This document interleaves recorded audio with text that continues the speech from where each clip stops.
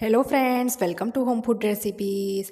આજે આપણે બનાવીશું વાર તહેવાર માટે પરફેક્ટ માપ સાથે સરસિયા ખાજા, જેને તમે કેરીના રસ સાથે કે પછી શ્રીખંડ મઠા સાથે પણ ખાઈ શકો છો।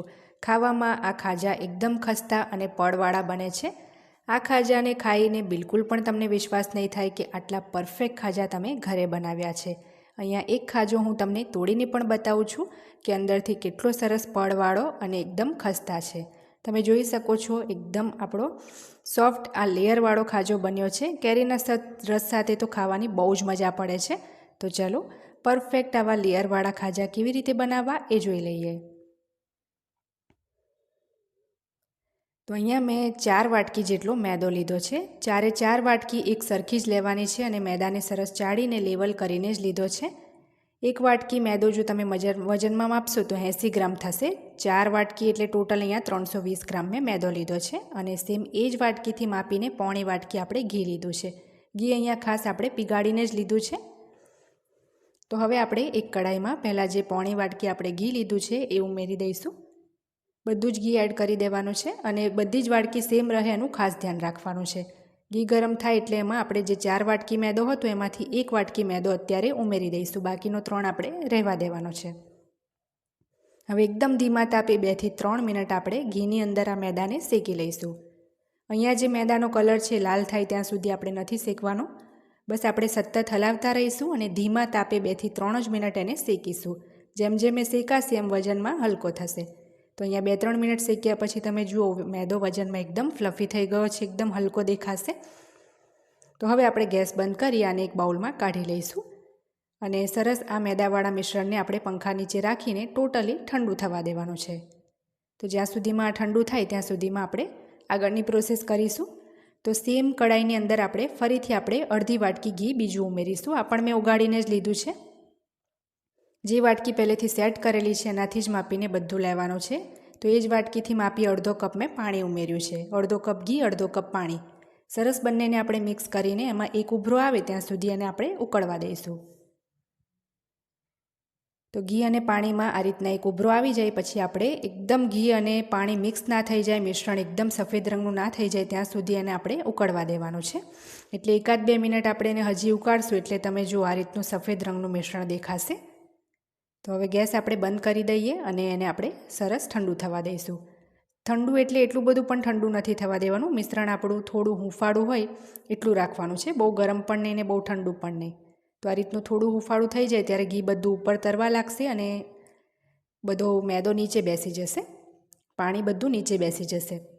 તો 5 ચમચી એની અંદર આપણે બેકિંગ સોડા એટલે કે ખાવાનો સોડા ઉમેર્યો છે। જે આ રીતનો ટાટા આઈ શક્તિનો ખાવાનો સોડા આવે મેં એ જ લીધો છે, જે 5 કે 10 રૂપિયાના પેકેટ મળી જાય છે કરિયાણાની દુકાનમાં।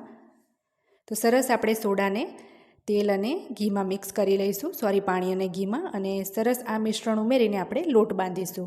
તો આપણા જે ખાજા છે એકદમ સરસ પડવાળા બનશે। તો હવે એક થાળામાં જે બાકીનો 3 કપ મેદો આપણે બાકી રાખ્યો હતો એ ઉમેરી દેવાનો છે।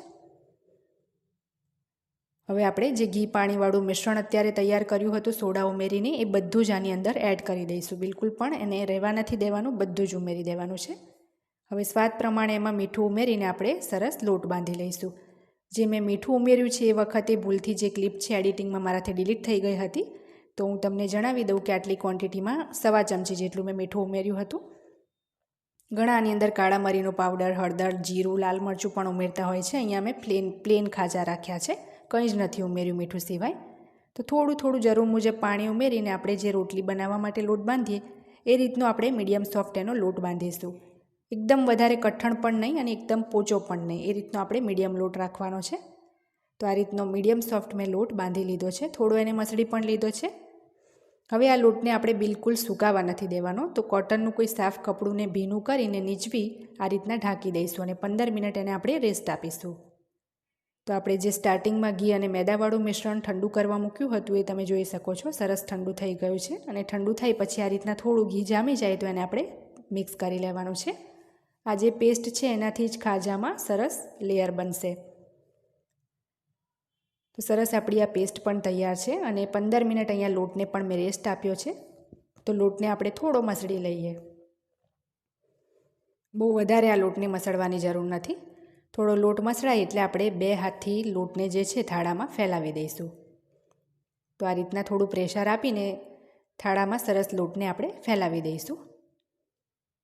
આ ખાજા ભલે ખાવામાં ટેસ્ટી હોય પણ એમાં મેદો છે, ઘી છે, તેલ છે એટલે હેલ્થ માટે સારા નથી ગણાતા. તો આને ક્યારેક ક્યારેક જ ખાવા. તો જે મેદા અને ઘીવાળી આપણે પેસ્ટ બનાવી હતી 1 થી 1.5 ટેબલ સ્પૂન જેટલી આ રીતે આખા લોટ પર આપણે પાથરી દઈશું.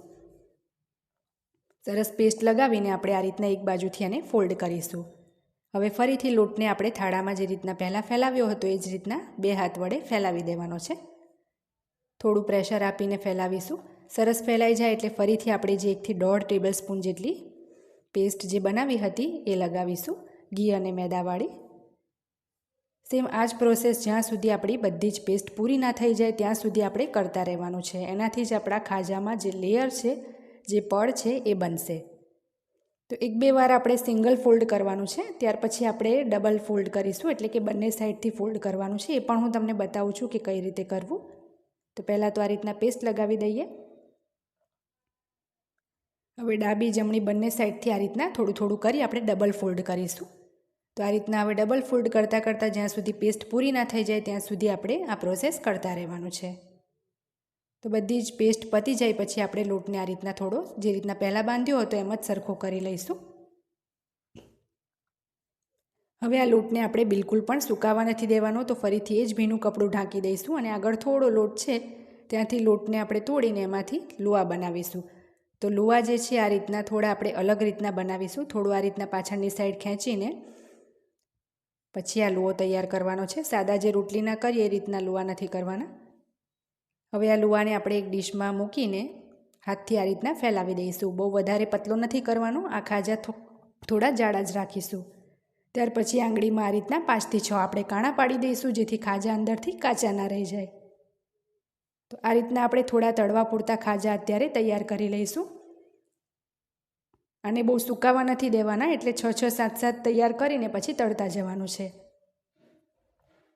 તો આ ખાજાને તળવા માટે કડાઈમાં આપણે થોડું ઘી લઈશું અને સાથે થોડું આપણે તેલ પણ ઉમેરીશું. તમારે જો એકલા ઘીમાં તળવા હોય કે એકલા તેલમાં તળવા હોય તો પણ તળી શકાય. અહીંયા હું ઘી અને તેલ બંને થોડું થોડું મિક્સ કરીને લઉં છું, પણ અહીંયા તેલનું પ્રમાણ આપણે થોડું વધારે રાખ્યું છે, ઘીનું થોડું ઓછું રાખીશું. તો હવે ઘીને સરસ આપણે ઘીને ગરમ થવા દઈએ. ઘી ને તેલ સરસ ઓગળીને ગરમ થઈ જાય એટલે આપણે આ રીતના થોડો લોટ તેલમાં ઉમેરી જોવાનું છે. તો જુઓ, લોટ તરત ઉપર નથી આવતો, થોડા થોડા બબલ્સ દેખાય છે, પણ લોટ તરત ઉપર ના આવવો જોઈએ. એકદમ મીડિયમ ગરમ તેલ ઘી હોય ત્યારે જ આપણે એમાં ખાજા ઉમેરીશું.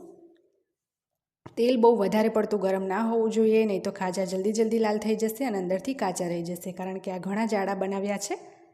એટલે મીડિયમ તાપે આપણે 8 થી 10 મિનિટ એને તળાવવા દઈશું. અને તેલમાં ઉમેરી તરત જ એને છંછેડવાના નથી. આ રીતના થોડી સેકન્ડ થાય એટલે એની જાતે જ ઉપર આવી જશે, પણ હજી એ લાલ નથી થયા એટલે આપણે એને ફેરવીશું નહીં. થોડા એ ગોલ્ડન થાય પાછળથી ત્યારે જ આપણે હવે એને ફેરવીશું.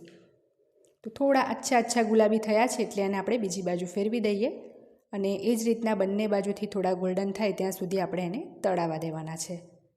ગેસની ફ્લેમ એકદમ મીડિયમ રાખીશું. તો 10 મિનિટ થાય એટલે સરસ આપણા ખાજા ગોલ્ડન થઈ જશે. તો આપણે એને એક આ રીતના મોટા જારાની મદદથી બહાર કાઢી લઈશું. એકદમ બજારમાં મળે એવા જ પરફેક્ટ સુરતી ખાજા તૈયાર થયા છે, તમે જોઈ શકો છો.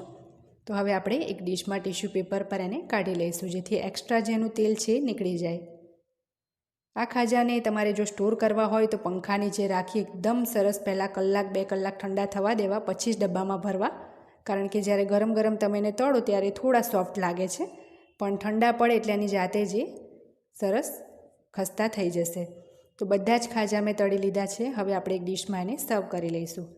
આટલા લોટમાં ટોટલ આ રીતના મીડિયમ સાઇઝના 10 થી 12 ખાજા તૈયાર થશે. તો એકદમ પરફેક્ટ માપ સાથે આપણે આ સુરતી ખાજા બનાવ્યા છે. તો તમે પણ રેસીપી ટ્રાય કરવાનું બિલકુલ ના ભૂલતા. પહેલી જ વારમાં એકદમ પરફેક્ટ ખાજા બનશે. ચેનલને સબસ્ક્રાઈબ કરી બેલ આઇકન ચોક્કસ દબાવજો.